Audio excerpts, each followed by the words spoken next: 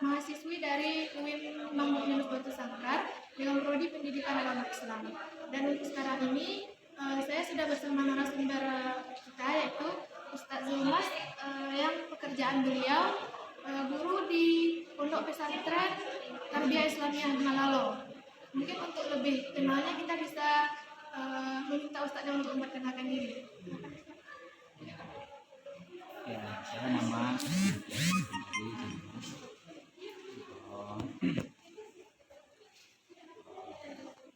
ini tempat semuanya ada di dua pondok pesantren Tarbiyah Islamiyah ini.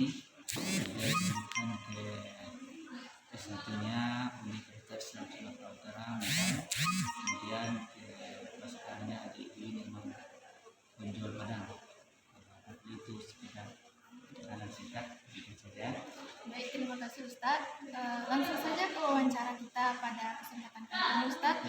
Sebelumnya saya mengucapkan terima kasih kepada Ustadz yang telah memberikan saya untuk kesempatan untuk mewawancara Ustadz. Wawancara kita pada kali ini yaitu terkait tentang kitab kuning Ustadz. Nah, untuk pertanyaan pertama itu saya akan menanyakan apa yang Ustadz ketahui dari kitab kuning ini? Kitab kuning atau dalam istilah lain juga bisa disebut dengan kitab Nundul adalah merupakan kitab-kitab Arabiyah yang ditulis oleh para ulama pada zaman dahulu, yaitu tentang kitab-kitab yang berbahasa Arab yang tanpa baris. Jadi mungkin karena tidak ada baris tersebut maka disebut dengan kitab Nundul. Kemudian karena percetakannya mungkin karena dulu dengan kertas yang berwarna kuning sehingga sebagian orang menyebutnya dengan kitab kuning seperti itu.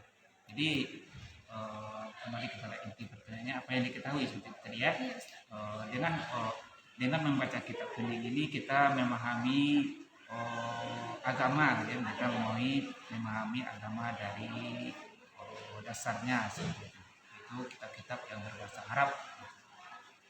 Lalu untuk pertanyaan selanjutnya, bagaimana bisa Ustadz mempelajari kitab kuning ini? Untuk kita bisa membaca kitab kuning ini tentu ada kiat-kiatnya sebenarnya. Jadi yang pertama itu yang perlu kita persiap itu adalah ilmu tata bahasanya, atau mungkin kalau yang lebih sering disebut itu adalah ilmu nahwu dan ilmu saraf. Jadi untuk mengetahui atau bisa membaca kitab ini maka kita harus mengetahui yaitu ilmu nahwu saraf. Kalau nahwu itu adalah ilmu tentang tata bahasa dari bahasa Arab tersebut, tentang kedudukan kalimat, kedudukan kata. Kemudian sedangkan ilmu saraf itu kita memahami tentang bentuk-bentuk dari kata bahasa Arab tersebut. Nah, pertanyaan selanjutnya Ustadz, kitab apa saja yang pernah Ustadz pelajari? Kemudian kalau biasa untuk kita pelajari di dalam ilmu kitab kuning itu katakanlah itu tergantung bidang studinya. Umpamanya seperti katakanlah ilmu nahwu tadi. Pertama biasanya untuk mubtadi'in itu adalah kitab matan, yaitu ajrumiyah. Kemudian kalau sarafnya ada matan bina wat tasrif, matan bina wat asas itu. Kemudian juga ada amsilah at-tasrifiyah. Kemudian kalau untuk bidang fikihnya ada matan Ghayah wa Takrib. Kemudian di dalam kitab tauhidnya ada matan Sanusi, Al-Jawahirul Kalamiyah. Kemudian kalau dalam bidang tarikh atau sejarah Islam itu ada Khulasah Nurul Yakin gitu. Itu diantara kitab-kitab katakanlah yang bagi mubtadiin atau pemula, orang-orang yang belajar dalam mempelajari kitab kuning ini seperti itu.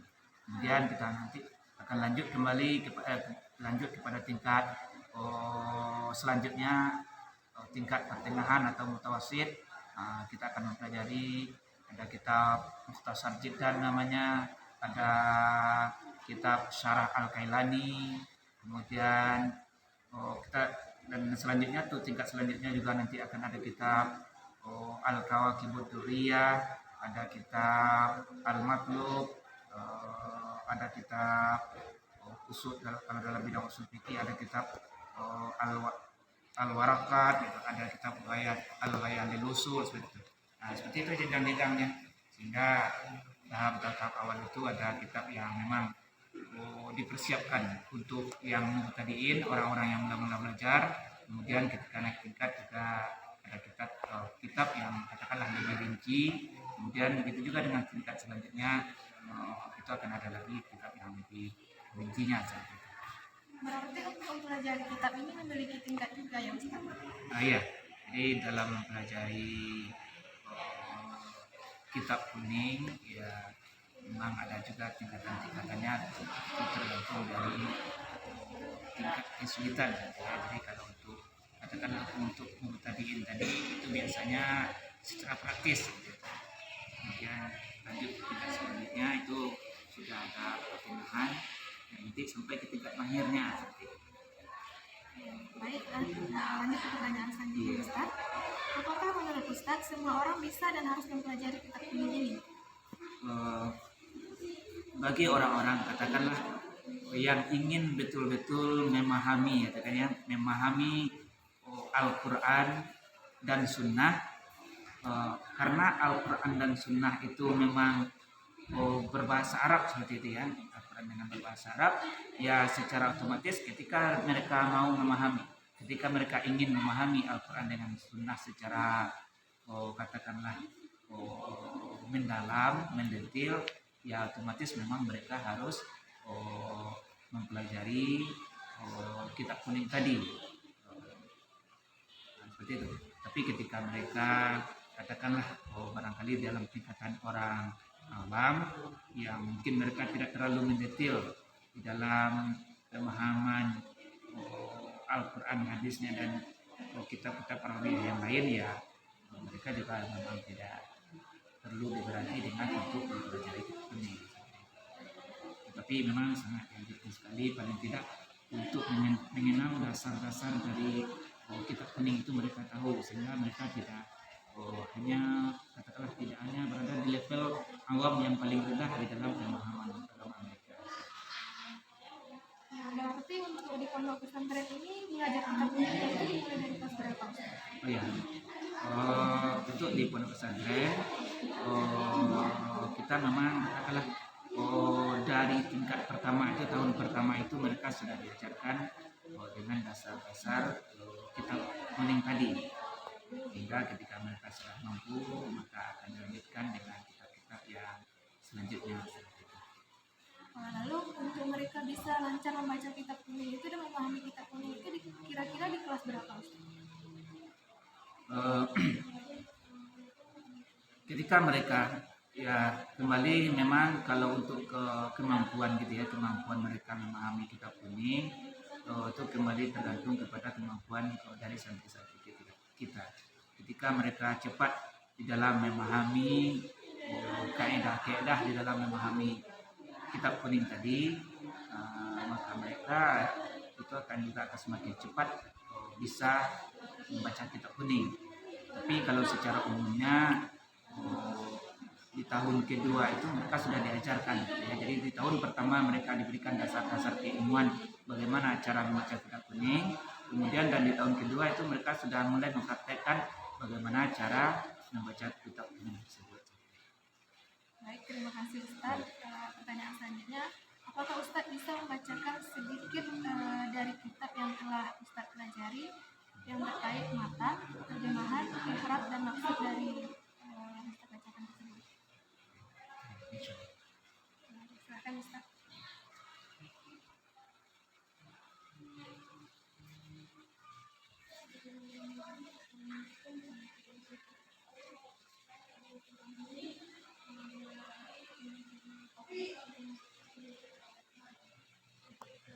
Mungkin Ustaz bisa menyebutkan dulu apa nama kitab yang akan Ustaz baca. Ya, jadi ini adalah kitab dalam bidang ilmu nahwu ya. Nama kitabnya Mukhtasar Jiddan ini. Biasanya kalau di sini diperuntukkan nih dipelajari di kitab di tahun kedua ini. A'udzu billahi minasy syaithanir rajim. Bismillahirrahmanirrahim. Al-kalamu huwal lafzul murakkabul mufidu bil watni. Yakni annal kalama indan nahwiyina huwal lafzu ila akhirih. Fal lafzu huwa as-sautul mustamilu ala ba'dil hurufil hijaiyati. Fazaidin fa innahu sautun istamala ala zai wal ya'i wad dali. Fa illam yastamil ala ba'dil hurufi fa sautit tabli fala yusamma lafzan.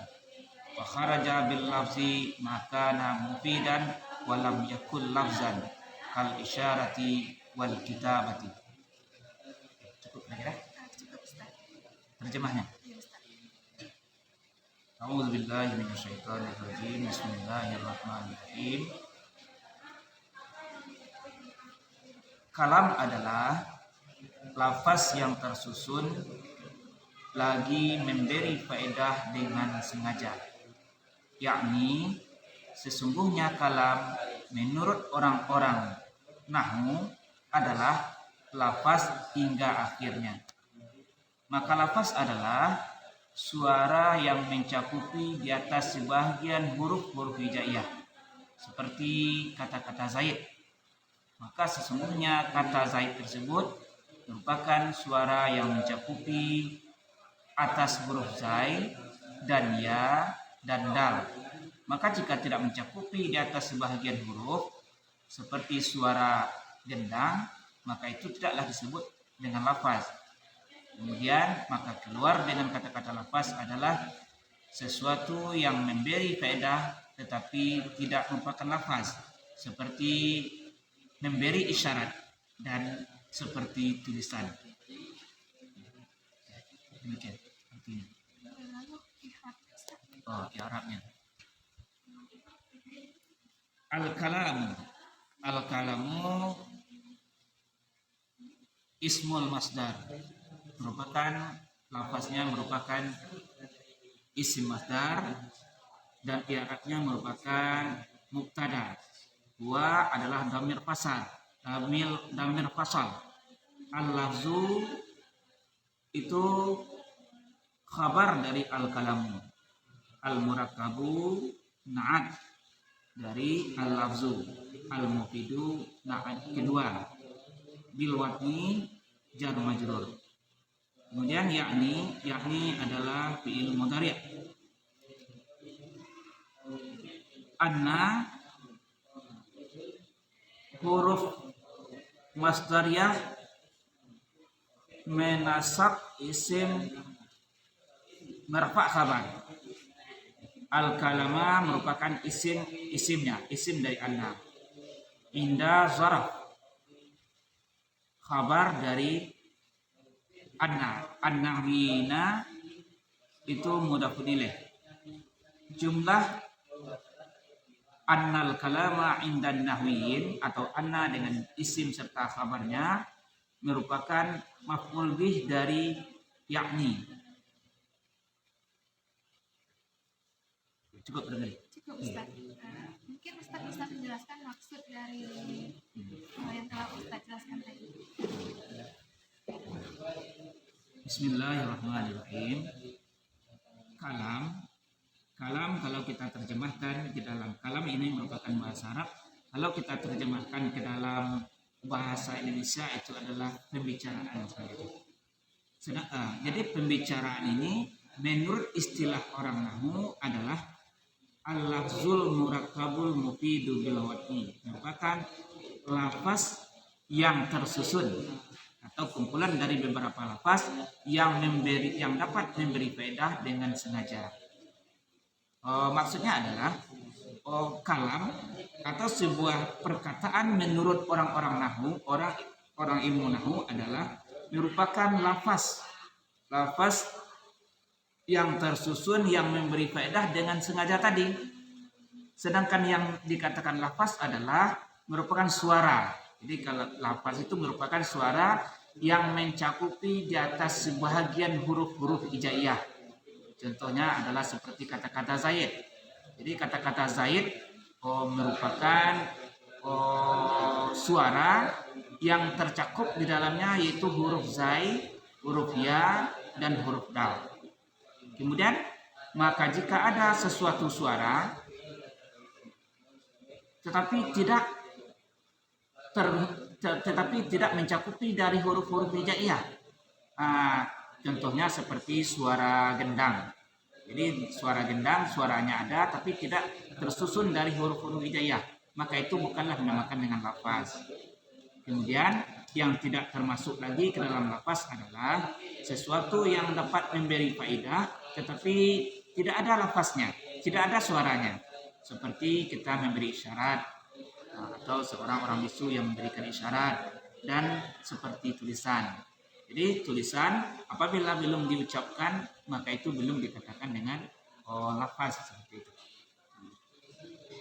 Itu pelajaran yang telah dibacakan tadi. Baik, itulah salah satu contoh kitab yang telah dibacakan oleh Ustadz.